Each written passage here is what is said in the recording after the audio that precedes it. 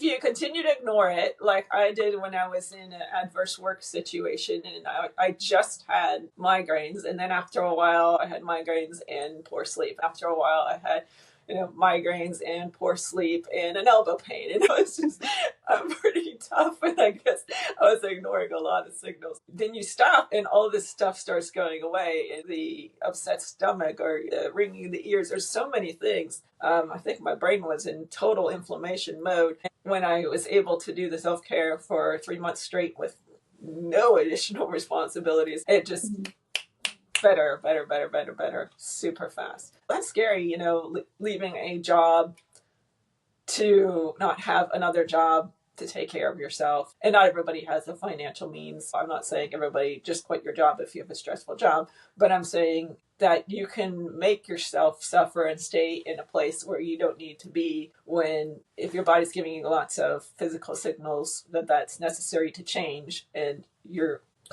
too cautious to change, then seek therapy, seek job alternatives, start having a plan. It's going to help physical problems. Can you find a pocket of time? Can you find 1 minute? Set your alarm. You can take 1 minute out of your day to just pause and breathe and relax your body and then go back in.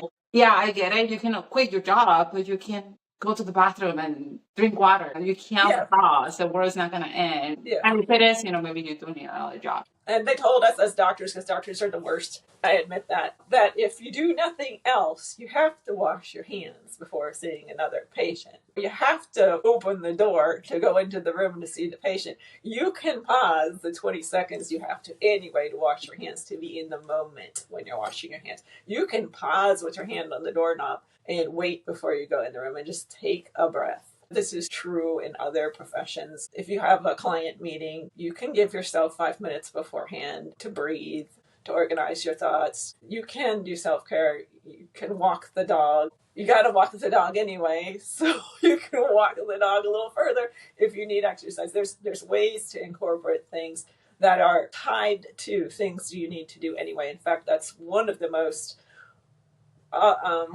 effective ways to have a resolution that you have about your health and then to make it reality, in addition to using some kind of format to make sure it's a good resolution. SMART goal technique: specific, measurable, action oriented or attainable, relevant, and time limited. That's one technique, but the other technique is to tie it to things that you need to do anyway to start a new habit. I'm going to go for a walk. I'm going to put my tennis shoes by the dog leash. I got to take the dog out anyway. At least I'm going to put my tennis shoes on and take the dog out. Whether I do the walk or not, I'm 2/3 of the way there. These are ideas that are really good for making changes.